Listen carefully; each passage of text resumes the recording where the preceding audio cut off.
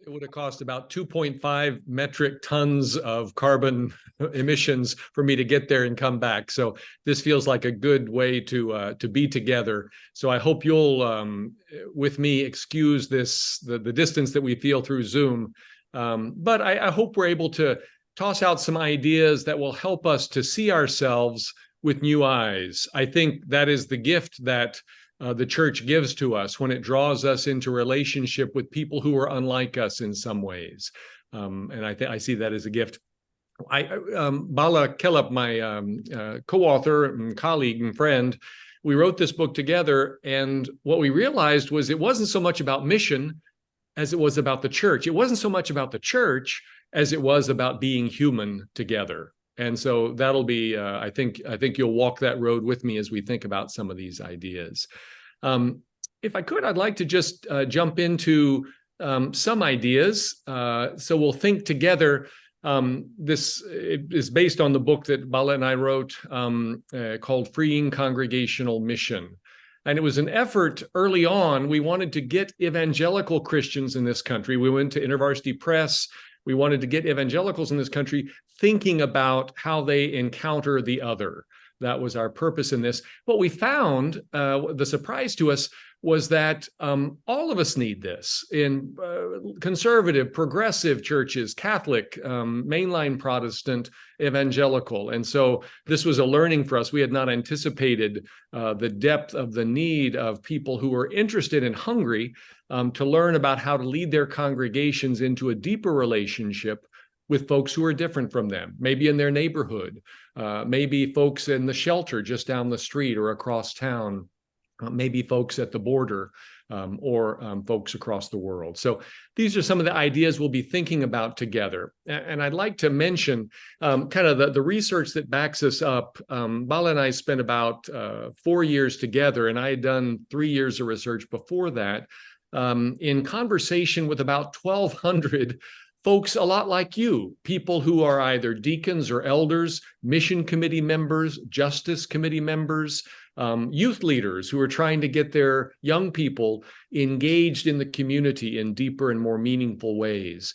As we talked with these folks, and this was across mainline Protestant, Catholic, and evangelical parish lines, as we talked with folks, they began to describe the challenges that they're facing as leaders, trying to get their folks into the community and into the world.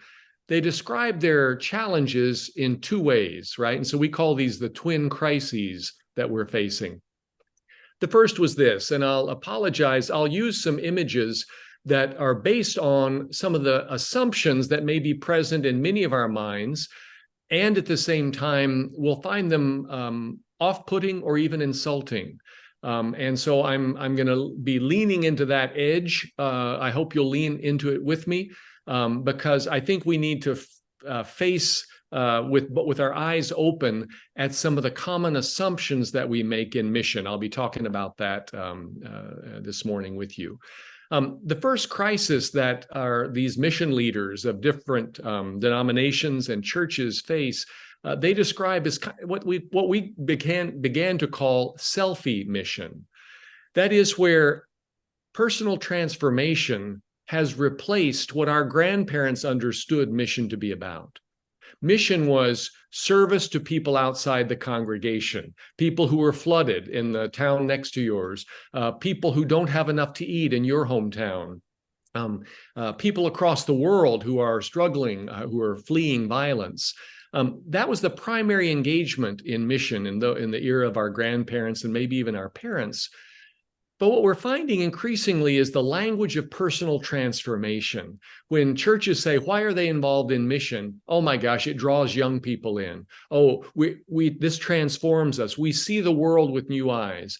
And these are all valid things. These are clear outcomes of mission. When you are engaged in walking the road with someone who is different from you, you will necessarily be somewhat changed if you enter with a spirit of curiosity and humility. We'll say more about that later. But what is interesting is that call to service, the call to self-sacrifice, has begun to dim in our common culture across churches in this country. And the language of personal transformation, it's as you can tell, it's a bit of that, the the me generation, but it's not the me generation's fault. It's all of us who've been part of this process as we've allowed this cultural change to happen around us. So this first challenge is around the area of selfie mission. And I'll move on to the second. The second is this, and this has deeper and much more historical roots, but I think you may note it. And that's called what we call the unexamined colonial legacy of mission. As soon as we begin to get our young people together, or a group in our church to go across town and serve as a volunteer in a shelter, or to work and feed families, or to package meals, or to do some kind of a volunteer activity, or go on a mission trip to the border, or whatever we have in mind, we're going to have to do a little work of deconstructing. We're going to have to recognize, to name, to unmask the colonial legacy in mission. The fact that Christian mission in this modern era, beginning in the colonial era, the 1600s, 1700s up to the present, Christian mission was so deeply immersed in the colonial effort.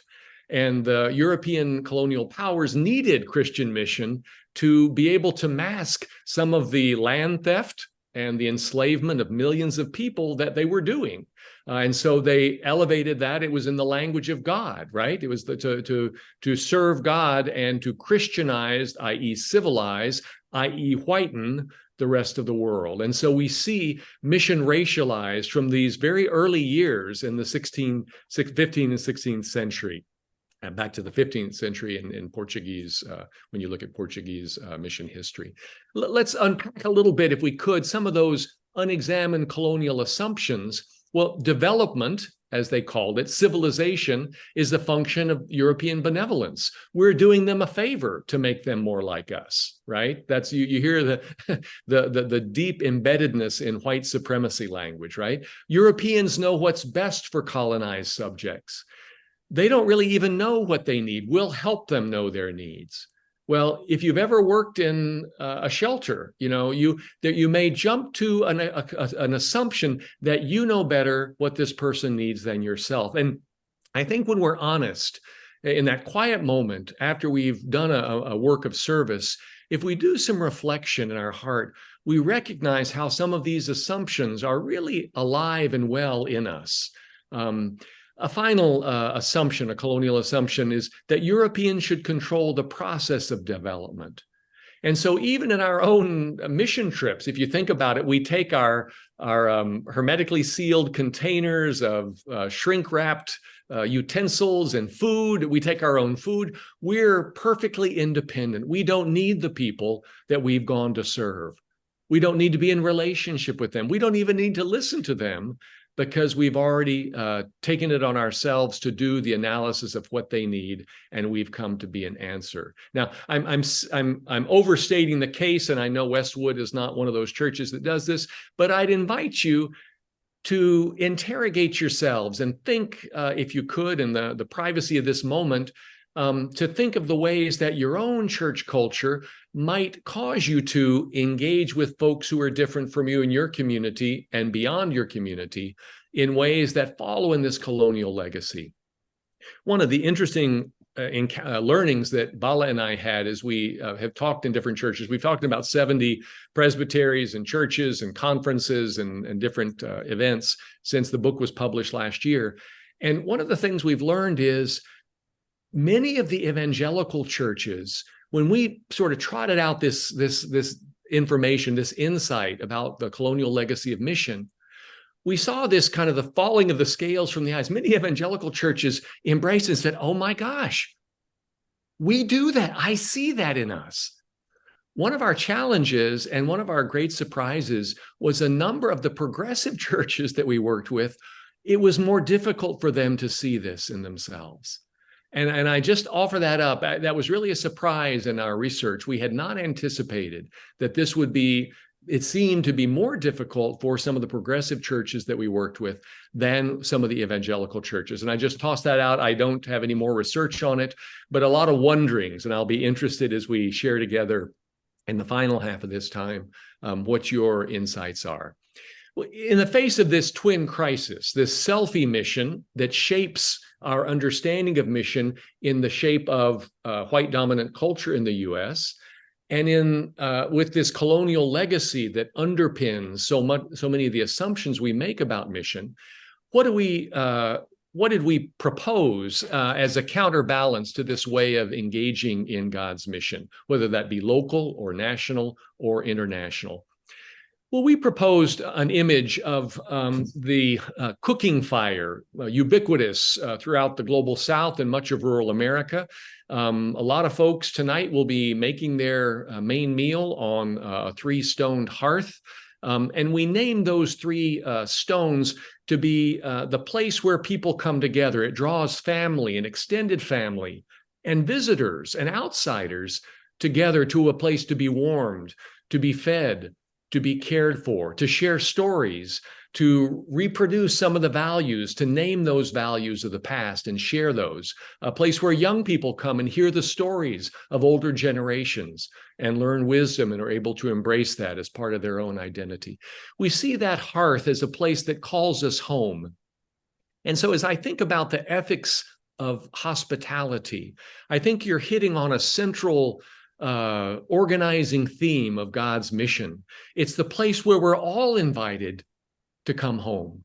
And we find that our home is together, not to minimize or separate out or to invisibilize the differences that make us who we are, but in our differences to be welcomed home. And I'd like to think about that with you as we think about these 3 stones that Bala and I develop in our book. The first stone we named as a theology of companionship. Now, theology of companionship is a bit different from the ways that we were taught in my ordination service in my church in Dallas, Texas. I was ordained years ago. And when they sent me off into mission service, I was being ordained to go to what's now the Democratic Republic of Congo. And as they sent me off, the song that they sang as the going out hymn, the recessional, was "We've a story to tell to the nations." You remember that? That will turn their hearts to the right. And it's a story, in a sense, of Western civilization, right? And how we're going out to spread this light, to turn the nations living in the dark to the light that we inhabit together in the name of Jesus Christ. Well, it's highly problematic. It's profoundly not biblical. But if you can get over those 2 challenges, you see that it just builds into these assumptions of white supremacy that so undergird our sense of mission. Well, my eyes began to be opened to this theology of conversion, or theology of civilizing, or theology of become more like me to be saved, when I was working in Peru. My wife and I, Ruth and I, worked for 10 years in Peru as mission workers of the Presbyterian Church USA. And you may know, I don't know if you know or not, but child sponsorship is an amazing enterprise. It's a mission industry in this country. And each year, American Christians give about $4 billion a year to child sponsorships. Now, I've sponsored a child. Maybe some of you do. No, I'm throwing no shade on child sponsors. But I do invite you to look with careful eyes and maybe a prayerful spirit of the ways that child sponsorship can make us step into that, in the pathways of that those colonial assumptions of mission. And what do I mean by that? Well, I was with a group of mothers of sponsored children in a settlement to the north of Lima. It's a squatter settlement. Folks don't own their own land. It's a desperately poor community and economic terms. And folks there are looking at all the avenues they can to make it easier for their kids to have a better life than they themselves have had. And so these were highly motivated mothers who brought their kids to this child sponsorship center each afternoon, Monday through Friday. They were given a warm meal. They were given help with their homework. They did better in school as a result of that. All wins, great things. And so I asked the question, what does your child receive? What does your family receive from this? And they were full of accolades and really, really positive. And then there was just something in the movement, and I saw the glance of a woman. And so I said, okay, anything that you would change in this program? Is there anything that's not helpful in this program? And a woman looked at me, and I think she was sizing me up. Can this gringo handle what I'm about to say? Because she was in a position of, there was a power differential. She didn't know if I knew the benefactors, if I would go back to my country and rat her out, say, stop supporting her child. She didn't know. And so I admire to this day her courage.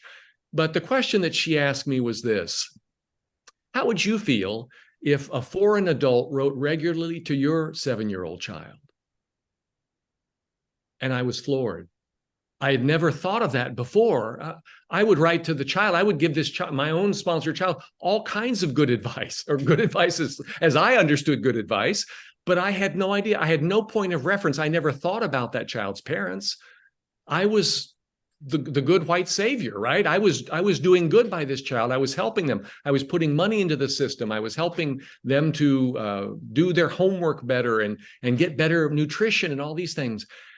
And yet, if you would ask me, I had a 10-year-old daughter at the time who's now 30. But at that time, if you had said, this foreign adult would like to be writing your daughter regularly, I'd say, over my dead body, who does this person think that they are? They're going to write my daughter?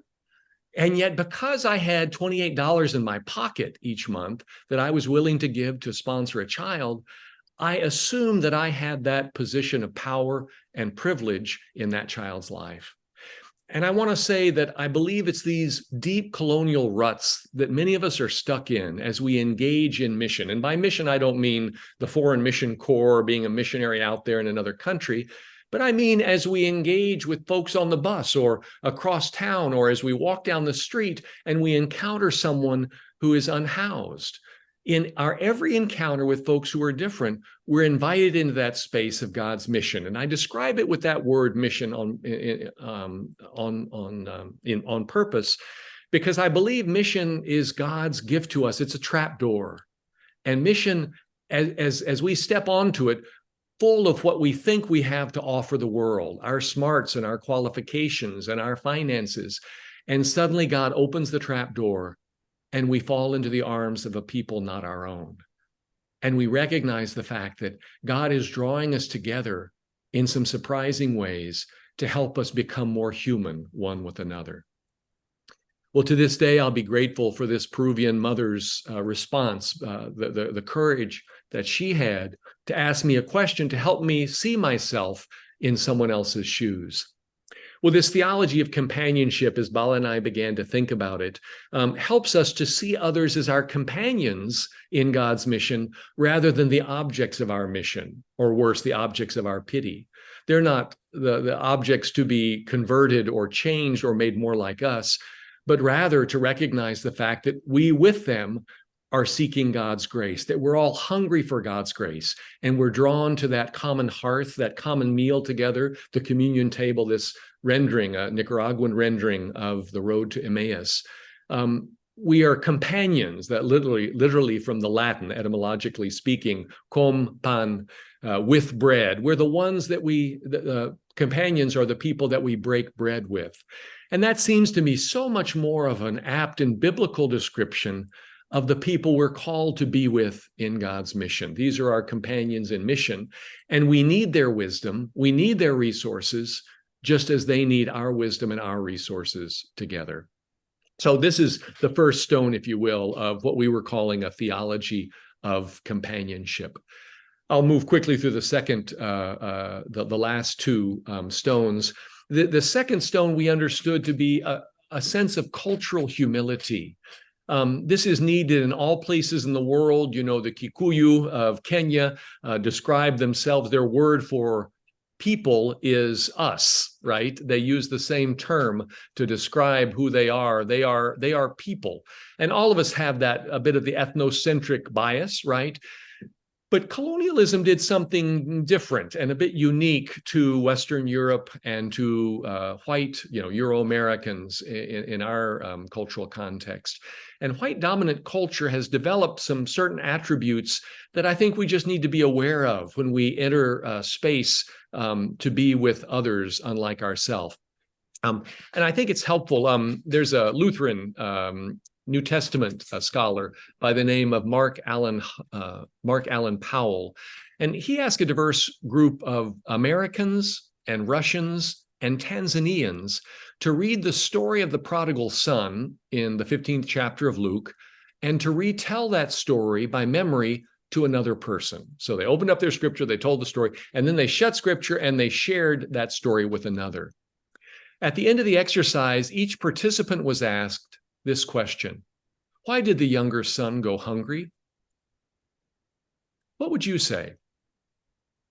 Well, if you're like 100% of the Americans, in fact, in this experiment, 100% of the Americans said that the son had squandered his inheritance, and that's why he went hungry. And that's correct. That is in part what the text says. But 84% of the Russians said he was hungry because of the famine. Now, note, only 6% of the Americans mentioned the famine in their retelling of the story. That wasn't part of their memory. Now, a majority of the Tanzanians said it was because no one gave him anything to eat. Now, in many places in sub-Saharan Africa, it's shameful for a community to allow anyone in their own community to go hungry. So Powell looked back at what Luke 15 actually says. In verse 13, it says the prodigal son squandered his wealth, so the Americans were right. But in verse 14, it attributes his hunger to a famine in the land, so the Russians were right. But in verse 16, it states that no one gave him anything to eat.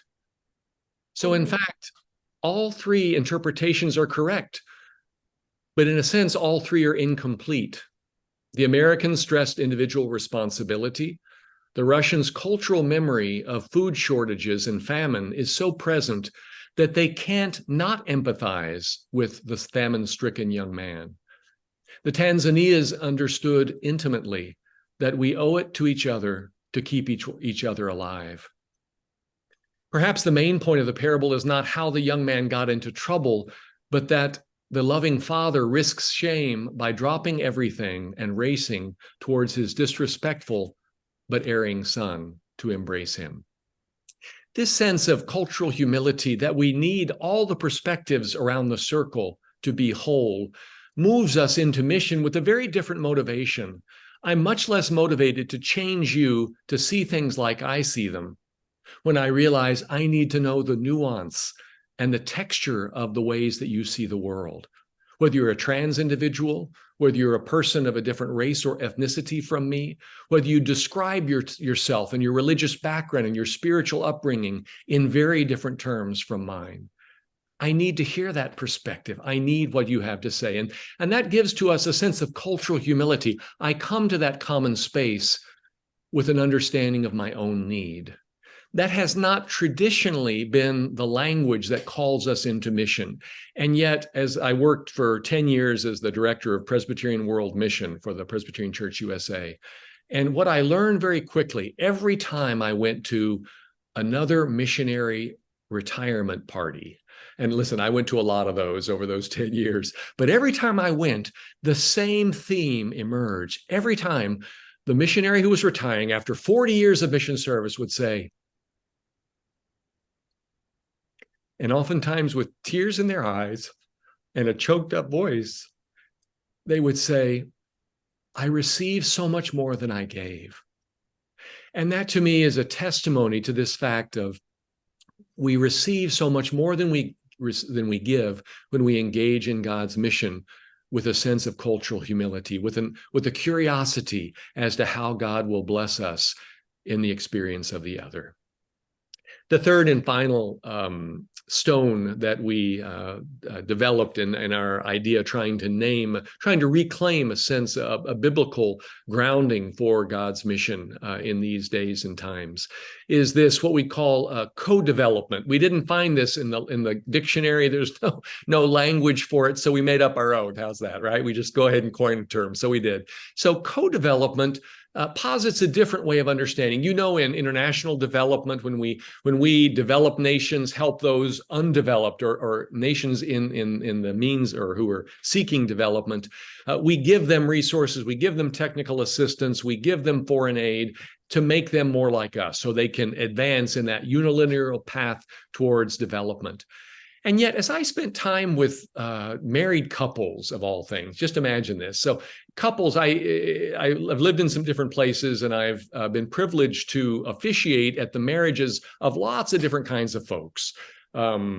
Just a whole gambit of folks who are coming together to make a lifelong pledge publicly to be wedded. And what I found in a variety of different cultural, gender, and religious backgrounds, most of the folks who came ready to tie the knot, to pledge their lives, to enter into that relationship, there was a really interesting thing going on.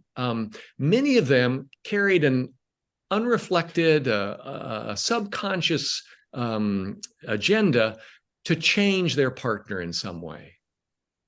Yeah, have you ever sensed that? Maybe you go into marriage, you think, well, I can help this person with the way they dress, or the way they interact with different kinds of folks, or I can really help them get their act.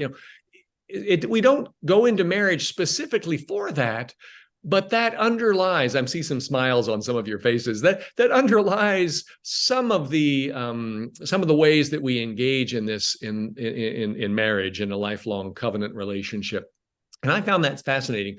Ruth and I have been married for 40 years, and I think we both entered marriage with a little bit of an assumption that we would kind of clean up the other's act, right? But I have 40 years of painful experience to tell you it doesn't work. I have never been able to change Ruth, and Ruth has been unable to change me. Both of us, though, by God's grace, have been able to change ourselves. We've been able to take steps. We've committed to make changes, and we've worked on ourselves, and we've done some beautiful work by God's grace. Praise God. But at the same time, all I can do for Ruth is provide tools, perhaps, maybe remove some barriers. But at the final analysis, she's going to have to decide how she directs her life, because God has placed that beautiful paintbrush in her hands so that she can paint the story of her life. And I can never do that for her. Well, this is the story of co-development. If I can't change Ruth, whom I've known pretty well for these 40 years, if I can't do that for her, how could I possibly imagine changing that sponsored child, or changing that person in a shelter in town, or change anyone's life for that matter? What a brash assumption, a little bit of hubris I sense in my unexpressed assumptions there. And so co-development invites us into a different place.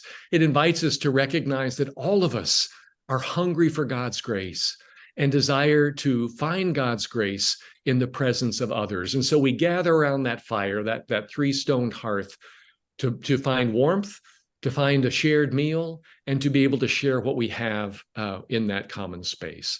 So those are the three stones that Bala and I posit, if you will, as some foundational stones to build a more biblical understanding, and I think a theologically stronger case for mission as we think about mission in a post-colonial context. Well, I'll just name some examples as to how we see these three stones showing up in the ways that we engage. As I think back to the power of that Peruvian mom who asked me that question, it was like a 2x4 upside the head, pardon me. It so floored me. But she gave me the gift of a question. If she had taken off and told me how she felt about this or that, it wouldn't have been as powerful. But she gave me a question that continues to haunt me to this day. And so I would invite us into a practice that we call slow mission, to slow things down. Rather, when we get on the problem-solving trail, when we see ourselves as positing ourselves as saviors to the world, thinking that we can help someone else solve their problems, maybe it's a good moment to slow things down and ask a question. Think of some of the questions. She asked me that question about the ethics of me writing regularly to her 7-year-old child, God forbid. But what are some other questions we might ask to slow down decision-making, whether you're on the board of a shelter or working with the deacons or at a mission committee, maybe working with youth as you're planning a vacation Bible school or some project to benefit others in your community? Who else needs to be at the table for this particular decision? You may find that your table's too small and you need to enlarge the circle to invite in others whose voices may not be heard? What might be some of the unintended consequences of our actions? Can we imagine some of those? Maybe we need to hear from some other voices who may quickly see some unintended consequences that never would have occurred to us. What a blessing that would be before we get this project started to save our neighborhood or to save the world. How would I feel if someone did this intervention to me? What would that feel like?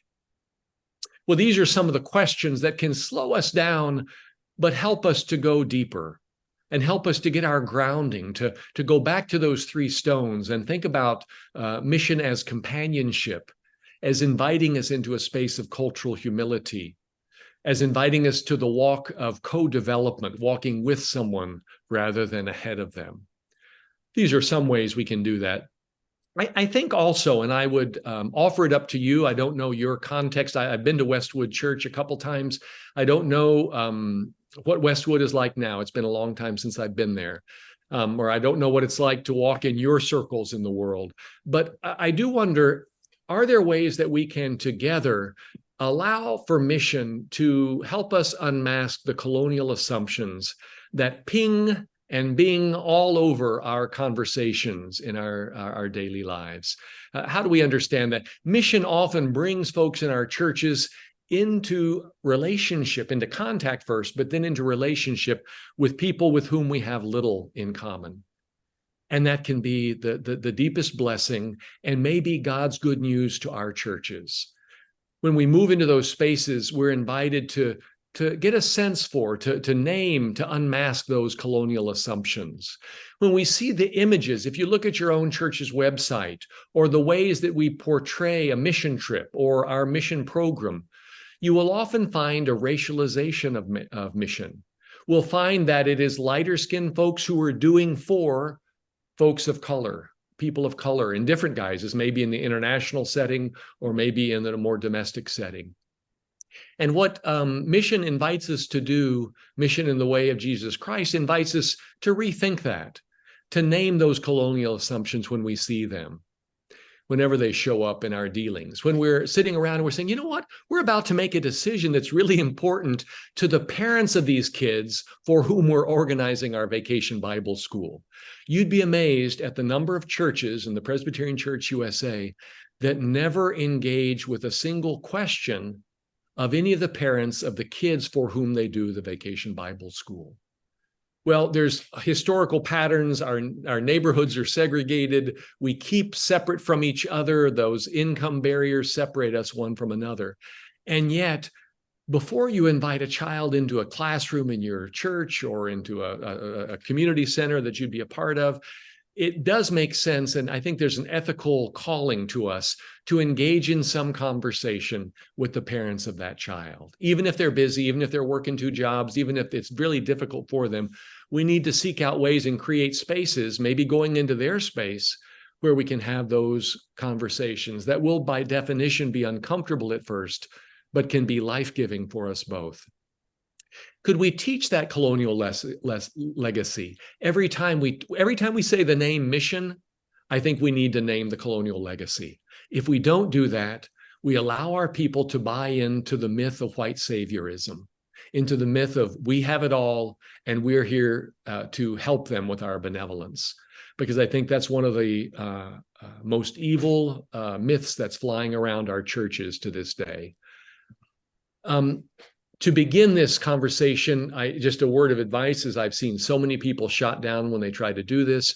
If you can lead with vulnerability and not judgment, if you can lead by telling a story on yourself rather than point out someone else's misgiving and their shortcoming, we will all do a lot better with that.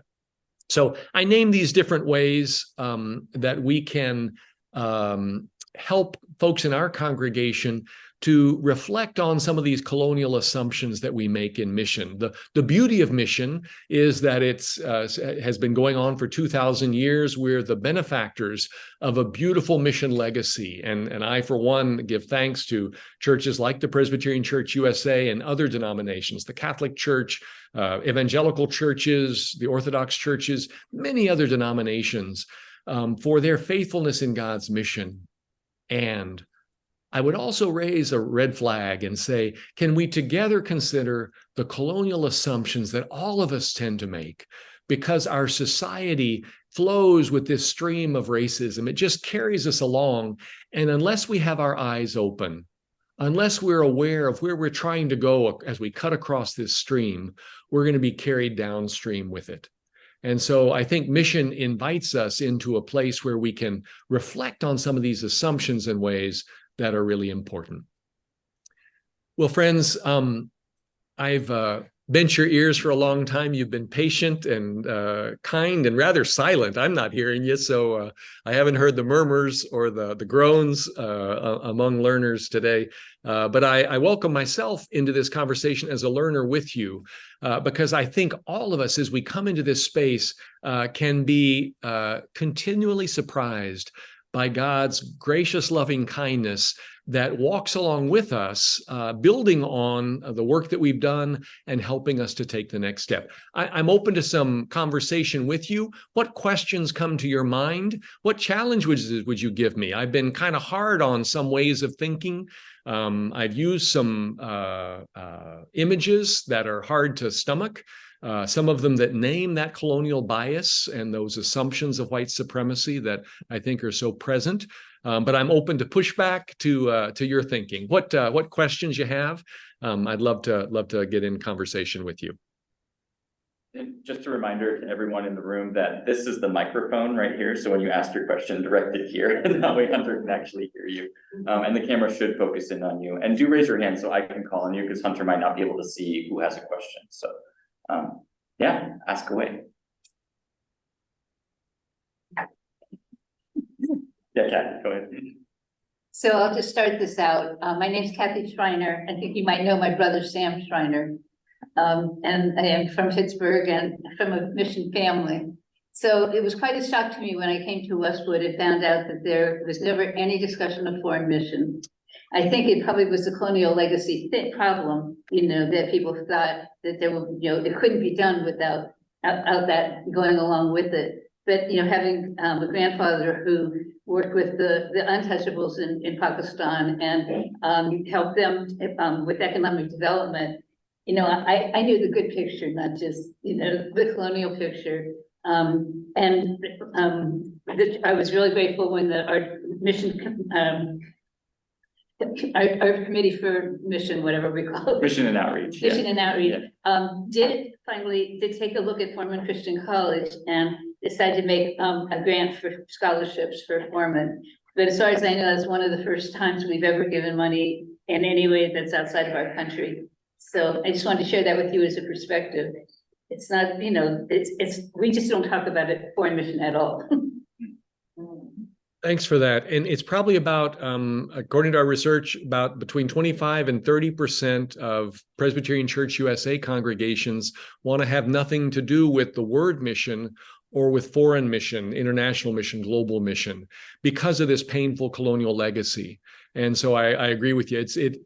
So many folks, it's like it's undigestible. It's such a big issue. They think of schools for Native American children in Canada and the United States, run by denominations like our own. And you look at that legacy and you ask yourself, what in God's name were we doing? And as a first movement towards answering that question is, let's ask God in God's name, what were we doing? And can we begin to look at the things that have been done in the name of God, both positively and negatively? Because I think it is it's a very complex response as we look at our churches over the years. But I think what we see is, if we don't engage with the global church, we won't be in relationship with the global church. We won't receive from them what they're learning of God and God's grace and tenderness and kindness and power. And so I think it's really important for us to be in relationship with global neighbors and I would extend that, global neighbors who live in other countries and global neighbors who are with us for a sojourn, who may be undocumented in our own cities. because we don't have that neat division of the foreign missions and local missions as we used to, or national mission as it was called in the former denominations of the Presbyterian Church USA. I think we do see it today as one mission, God's mission. So yeah, I appreciate your bringing that up in the context of Westwood.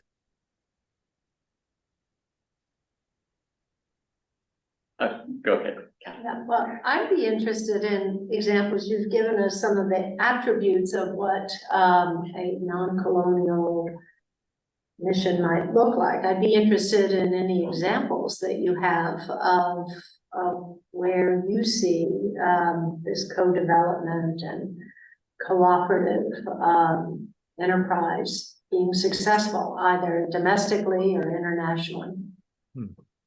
Beautiful. Yeah, I think it's happening all around us. And I think you'll find perhaps even in some of Westwood's work, some places in other places in Los Angeles, as well as churches globally who are engaging in this. I think what are the attributes? I think we tend to see a long-term vision based on relationship rather than project. I think we see an invitation into what we claim in baptism and the Lord's Supper, that we're together, we're part of the same body, right? And so if you're hurting, my colleague, my sister, I'm hurting too.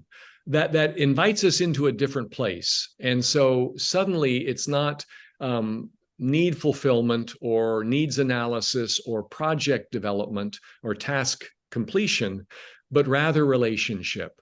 And so one of the things that fascinated me, I did a study of Presbyterian congregations. We talked to 600 mission leaders, PCUSA congregations. And while more than 60% of them had the word justice in the description that they did of the work of mission in their church, that is, they used it to describe their work. When I asked how much of their budget was devoted to justice work, less than 10% could identify anything that actually went to the work of justice. And that blew me away. As we're drawn into relationship, particularly with people who have been historically disempowered by the system, whose backs are pushed to the wall in our society, that solidarity that we've grown, that Christ has woven between ourselves, right? That solidarity draws us into their pain. And we're immediately, I mean, if anybody did that to my daughter, I'd be furious, right? That's the response that we should feel every time there is police violence against a Black body in our city or in our nation. And yet that doesn't tend to be our response.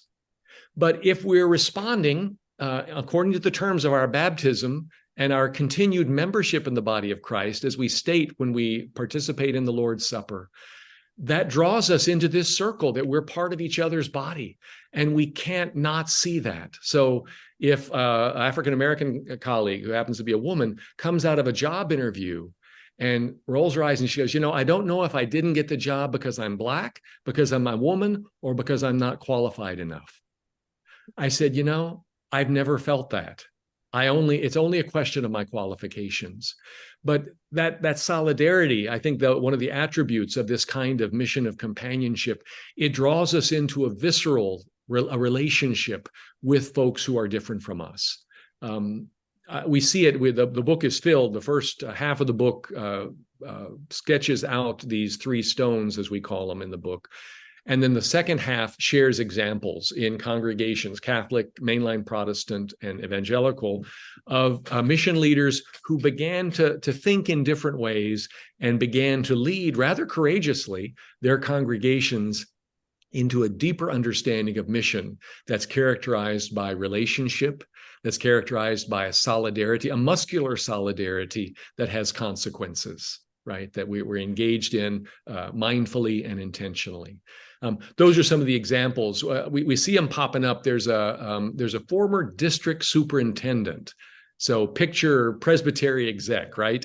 In Southern Ohio, who decided that his church needed to become a place. they started a thrift store was the beginning place, because he said that folks in this part of the community simply don't have places where they can buy the things they need. So they started a thrift store, and lots of well-to-do folks gave hand-me-downs, and they sold nice sweaters and skirts and jackets and all kinds of things. And then through the relationships developed in that common space, right? Mission created a common space. In that space that was developed by the effort to engage in mission for all the wrong reasons. Let me tell you, this was white benevolence at its worst, as this guy will tell you. But what it did was it led people, it put them on a path, and suddenly they're walking together on a path. They don't know where that pathway will lead them, but they're willing to keep walking together with someone who's not like them. And in that space, all these folks would affirm together that it is the Spirit of God who's leading them forward, though they don't know what the destination is. And on the path, they moved from a thrift store into the critical need of that community was housing justice. They needed people to help them get safe and fair housing. And so some of those volunteers became the primary instigators in the white community on the side of City Hall in Columbus, Ohio, to help pioneer a new opening for residents of the city to get safe and fair housing. This was a game changer for them, and it led them into some very uncomfortable. These were some church moms and dads, some church women and church men, church others who just decided to step forward and be part of what God was doing, but that led them into issues of justice, led them into issues that in which they felt quite vulnerable, but they were willing to keep walking together. And all those folks, I think, would say, as this mission leader, this former district superintendent, they founded a church, this church, because the folks themselves who had been understood to be the beneficiaries of the project were saying, we love all these good things that y'all are doing for us, but we'd like to be worshiping God because we want to thank God for what God is doing in this city. So they started a church, and that's now a thriving church on the south side of Columbus, Ohio. So I think that those stories are present around us if we begin to understand mission with new eyes. Yeah. Does that respond to your experience? Are you all seeing ways of engaging in mission that kind of touch on some of these stones that we've mentioned? I wanted to actually, Hunter, you were very gentle with us in mentioning that, it is often liberal and progressive churches that were the most blind to the colonial legacy of their mission, or colonial impulses of their mission programs. I would love to ask you why you think that is. I think you mentioned you don't have tons of research on it, but what sort of commonalities did you see within those congregations that led to that form of blindness? That's a great question, Jake. And so this is anecdotal. It's based on 7 or 8 conversations with churches that describe themselves as progressive. And the most in-depth conversation, Bala and I did a little consultant work with a 6th Presbyterian church here in Squirrel Hill, here in Pittsburgh. 6th Pres is probably the most progressive church in Pittsburgh Presbytery. It's Mr. Rogers' church. He attended that church faithfully throughout his life, if you'll remember Mr. Rogers from television years. And that church, they articulated it most clearly. They said, we thought we were over that. We thought we had, given enough attention and time, and we've read the books. We've had those hard conversations. We thought we were over that. And I think what it helped me to see again, and it's in a lot of the literature, is because our cultural currents are filled with white supremacy. It is the air that we breathe every day. And so along with transphobia, along with homophobia, along with a fear of the foreigner, the xenophobia that is so present in our culture, this is a part of the ways that we would identify ourselves. This is part of our identity culturally. And so to think by reading a book, by having an insight, by taking a class, we're over it. We've already begun to underestimate the power the power that culture has to shape our responses, not just our responses, but our perception of what's in front of us. Claude Steele, it was the former chancellor at Columbia University, and he wrote a book called Whistling Vivaldi. And he talks about as you grow up white in this country, he's a social psychologist, and he's done lots of quantitative studies. And he shows if you grow up white in the United States, chances are about 72% that if you're walking in a darkened street and there's an African-American male walking towards you, you will cross the street to the other side. It's for self-protection. It's not a bad response necessarily, he says. It's a survival mechanism that your parents shaped you to understand, and that's just a code of society that we've done. And he found that if he just whistled Vivaldi, right, whistled, a classical music tune, that he was able to diffuse that space, and the people would see him as, oh, he's like me. There's some culture, right, high culture, European white culture, that's connecting us. And so they would be less likely to cross the street. And he did this experiment. He talks in a TED talk. And he did this, all the time he was doing this, because he himself is African-American male and rather imposing in figure, he says, and he's walking down the street. All these people would be crossing the street. But every time that he would whistle Vivaldi, they wouldn't cross the street. But he said, look how hard I had to work to create a space where they wouldn't reject me. And so that led him, as a social psychologist, to do some deep research of American society and the ways that we force some people to work harder than others just to be who they are. So yeah, I think it's fascinating. I think it's a challenge for we who identify as progressive, because we think we've learned something. We've crossed that bridge. We've turned that corner, and yet I know in cultural proficiency training, the more culturally proficient you are, the more you have to learn. And I think that's equally true as we think about racial sensitivity and ethnic sensitivity and sensitivity to folks who are different from us, gender-wise, spiritual-wise, et cetera. Yeah. What was the name of that book? The name was Whistling Vivaldi. Was that the name of the book? Whistling Vivaldi. Yeah. Vivaldi. What's the author? And the author again, Hunter, was Claude Steele, Steele, former chancellor at Columbia University in New York. Thank you. Mark, why don't you, I think we have time for maybe one more question. So Mark, why don't you take it? Hunter, I'm so thrilled to see you again, first of all. And I am also ecstatic that it's you bringing this message of open your eyes and pay attention, because I happen to be an African American and one of the pastors here at the church, and I'm often asked, even outside of the church, to come speak about racism in other places. Black people, people of color have been talking about racism forever, and nothing changes.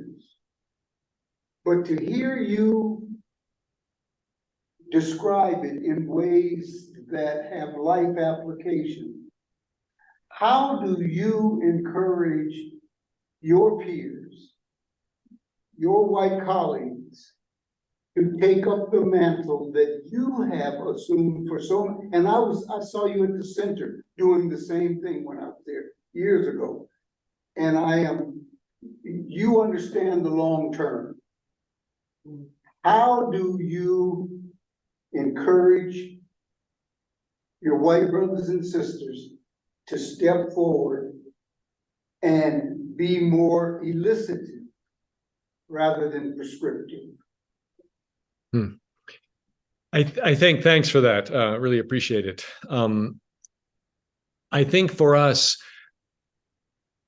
if you look at the ways that we portray mission, the stories we tell about mission, whenever that mission, the youth team comes back and we tell the glowing stories of all that we have accomplished for those people out there, it ought to make our blood run cold, because what we're doing is we're substituting the beauty of mission, which is powerlessness, which is vulnerability, which is intimate relationship with the other.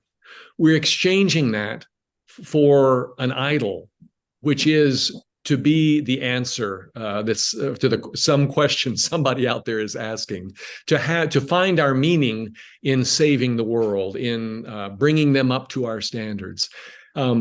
If we're engaging in mission, if we're leading folks in mission, if we're participating in any way, and we're not addressing this colonial legacy, I think we're on the wrong boat. I think it is that profound a difference, and so I would invite people to consider ways that I think it starts. And you know, God love me, I was a good evangelical for a lot of years. I went to Fuller Seminary, and in that what that did teach me is to do the work of confession and contrition, confession, and openness to pardon.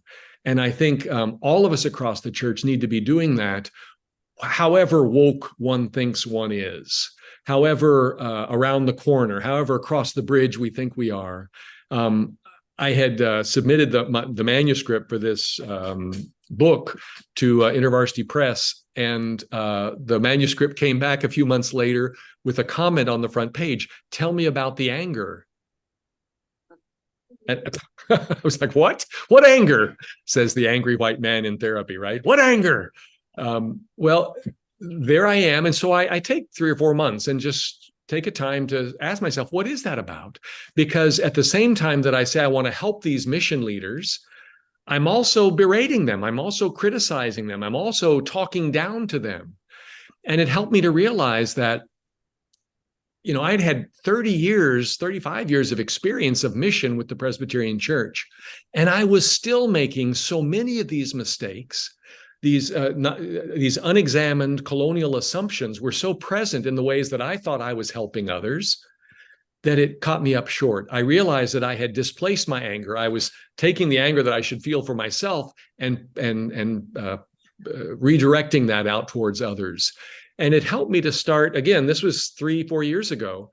It helped me to renew that journey of looking inside myself, asking the deeper questions of what's motivating this action of trying to help someone. Can I begin to do that work? And I think, again, just to respond to the question, I think that's mission invites us into that space where we step over that trap door, and we can only trust in God to receive us in the arms of a people not our own. And I think that's vital. And I think we need that, particularly in an era when we're building gated communities, I imagine myself as taking care of myself and putting enough money aside so that no one will be bothered by my existence as long as I live, right? I mean, that's kind of the mentality that the aging industry has put in my head. So I think this invites us into a space of deeper humility, which is where I see biblically the mission of Jesus Christ. Yeah, thanks for that. Hunter, we are just so grateful for your sharing your wisdom with us today and being with us. And just what a profound insights you've offered us today. Thank you so much. We're so grateful. Thank you. Thanks. Appreciate the opportunity to share with you.